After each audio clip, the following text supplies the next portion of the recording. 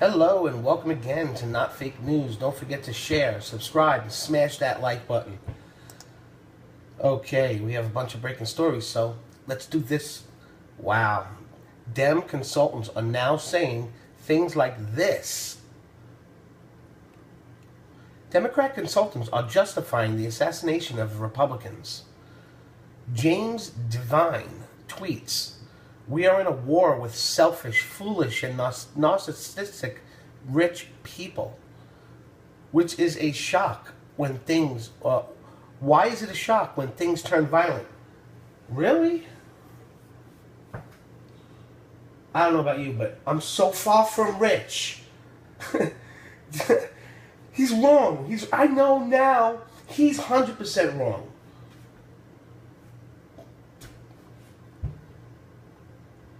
He's talking about, you understand, he's a Democrat. He's saying, we're dealing with selfish, narcissistic, foolish people. Why are they so surprised when someone gets hurt like Scalise at a baseball field? Well, thanks, James Devine, D-E-V-I-N-E. What an idiot. Next, food for thought. You might have seen this one already. Democrats got hacked and Democrats leaked. Yet no Democrats are being investigated for hacking or leaking by Mueller's Democrat lawyers. Mueller, James Comey, like this. And four of the people on this investigating team donated to the Democratic Party, Hillary Clinton.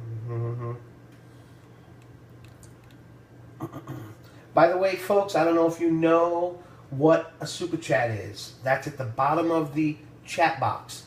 You're able to buy a super chat and put whatever you want, anywhere from $1 and up. And when you do that, your comments are stuck on top. And they stay there for a specific amount of time. The more you pay, the longer it stays. And once I'm done with these videos, and we're just chatting and whatnot, I'm going to be able to see the super chat. This is one of my first live shows. I'm getting the gist of it. So I can't really watch what you're saying while doing the show yet. Anyway.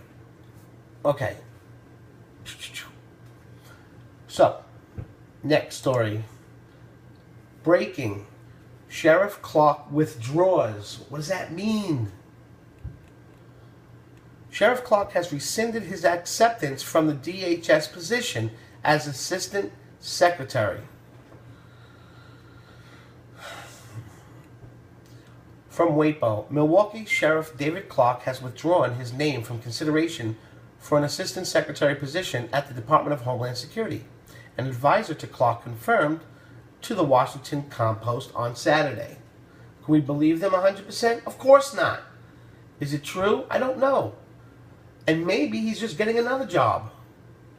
Late Friday, Milwaukee County Sheriff Clarke Jr. formally notified Secretary of Homeland Security John F. Kelly that he had rescinded his acceptance to the agency's offer to join DHS as an Assistant Secretary, said Craig Peterson, an advisor to Clarke. Sheriff Clarke is 100% committed to the success of President Trump and believes his skills could be better utilized to promote the president's agenda in a more aggressive role. See? There you go. Clarke was expected to start his role at DHS at the end of June, but according to one person close to the administration who is familiar with the situation, his appointment has been subject to significant delays that contributed to his withdrawal. Okay. Next story. The FBI just made a decision on Comey's memo.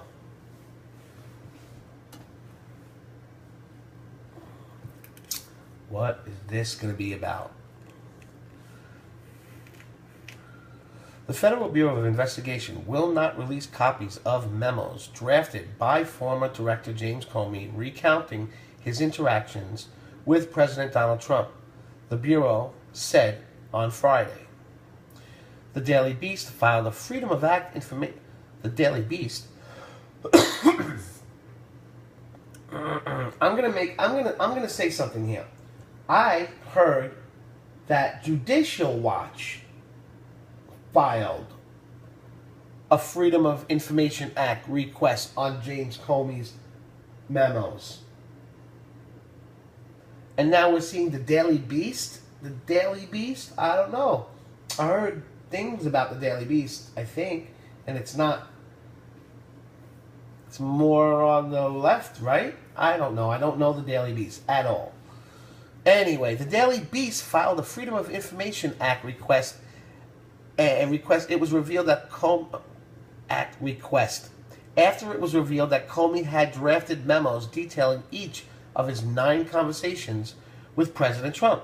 Comey told a Senate committee last week that those conversations convinced him that the president was attempting to pressure him into pledging fatally and easing up on a probe into former National Security Michael Flynn. The FBI said it could release the memos it could not release the memos in response to the request, as there is a pending or prospective law enforcement proceedings relevant to these responsive records. Okay, so they can't get it yet. And a release of the information in this responsive records could reasonably be expected to interfere with the enforcement proceedings. The law enforcement proceedings is likely the FBI's investigation into alleged Russian election meddling, the Trump campaign potential involvement in it, and the possibility that Trump committed obstruction of justice by firing Comey last month. A move the president admitted was prompted by the persistence of the FBI's Russian investigation. The Daily Beast / Judicial Watch is currently party to a lawsuit initially brought on behalf of USA Today seeking the release of these records. You know what? Maybe they did it too. Hey, thanks so much. Lisa, you're the best. You're the best. I saw you earlier today. You're back. Thanks so much. So, Comey last month. A minute. So maybe the Daily Beast filed it, and so did Judicial Watch. But I know Judicial Watch did. I mean, I did the video. Okay. Well. Look what inspired John Booth. You know what I said before. Were you there when I said it? Was that before? Look what play inspired John Booth to kill Abraham Lincoln. Could it be possible that John Wilkes Booth may have been inspired to kill Abraham Lincoln by this very same production that is showcasing Donald Trump being assassinated? ? Hillary's American author Dinesh D'Souza found this gem in 2011. Dinesh D'Souza tweets, "As the Public Theater NY knows, Booth may have been inspired to kill Lincoln by this very same production. #Trump play. Lincoln's assassination is Shakespeare." By the way, everybody, hey, thanks Rebecca, Reba Ball, you're awesome. No, you're awesome. But check this out. I know you can't see what's on here that well, right? But this is going up. This is an upload. This is a video. Like the videos that you see all the time that I make, this is going to be one. And you're going to hear me saying that in the video. So you're going to all get to see that. Thanks for that, Reba. Thank you very much. Okay, so where were we? The Atlantic. Lincoln's assassination is Shakespeare. I don't know, what is that? I'm going to go in. We're going to go into the Atlantic. We're going in. Lincoln's assassination is Shakespeare to blame. Okay.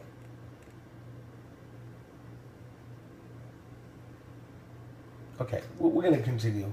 We're just going to continue on that. Look what just happened to Scalise. Now, this is new. It's definitely new. I hope he's okay. Wounded House Majority Whip Steve Scalise has been named honorary coach for his alma mater, Louisiana State University. Very cool. From the Hill, House Majority Whip Steve Scalise has been named an honorary coach of his alma mater, Louisiana State University, at the upcoming College World Series after he was injured in a shooting Wednesday at a practice at a congressional baseball game that we all know about. LSU coach Paul Manieri, I know I killed that, made the announcement Thursday saying Scalise is in their prayers. He really is in our thoughts and prayers, Manieri said Thursday. We're hoping that he's going to have a full recovery and a speedy recovery by understanding is he having to deal with some real issues here.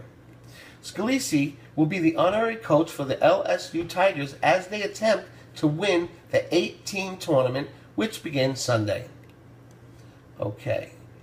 And I'm going to throw in another one here that I saw before.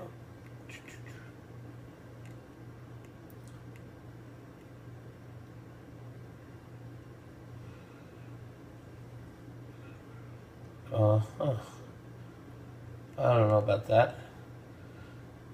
How Thomas Jefferson dealt with media bias, because we have right now things are pretty bad, and they were pretty smart back then, right? Let's see what he had to say about this. Thomas Jefferson.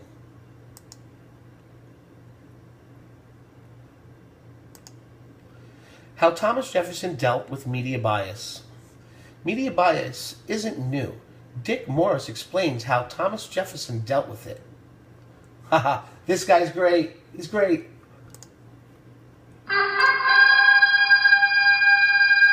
Dick Morris TV. I like that. Lunch alert.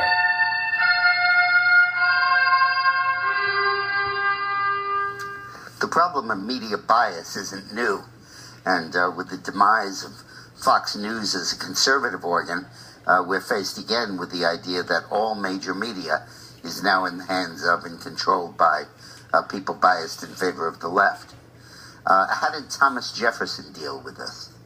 Well, obviously back in the 1790s, the early 1790s, as ever, most of the media was owned by wealthy people. It took money to run a newspaper.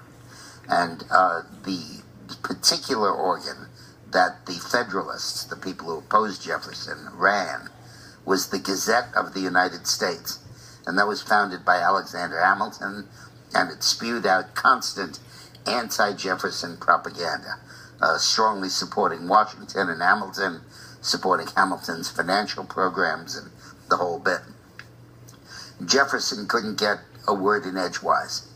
So he and James Madison, his ally, got a hold of a guy named Philip Freneau, who was a part-time poet, had been a writer, had been a soldier in the Revolution, spent 6 months as a prisoner of war on a British prison ship. Madison and Jefferson persuaded Freneau to move to Philadelphia, which was then the capital of the country, and set up a newspaper that supported Jefferson's cause. Hamilton had already set up a newspaper called the Gazette of the United States, and Freneau, with Jefferson's urging, set up a paper that was a rival paper called Trump's the National Twitter. Gazette that was in favor of Jefferson's anti-federalist party. Jefferson, to make it possible financially and sweeten the deal, hired Freneau on the State Department payroll. Jefferson was Secretary of State, to be a translator for the State Department, even though the only foreign language Freneau spoke was French, and Jefferson was more than fluent in French already.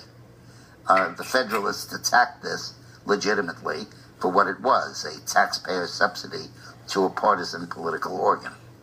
And the National Gazette began publishing pro-Jefferson, anti-Hamilton, and increasingly anti-Washington propaganda from 1791 till it closed in 1793, largely driven out of business by the yellow fever epidemic in Philadelphia.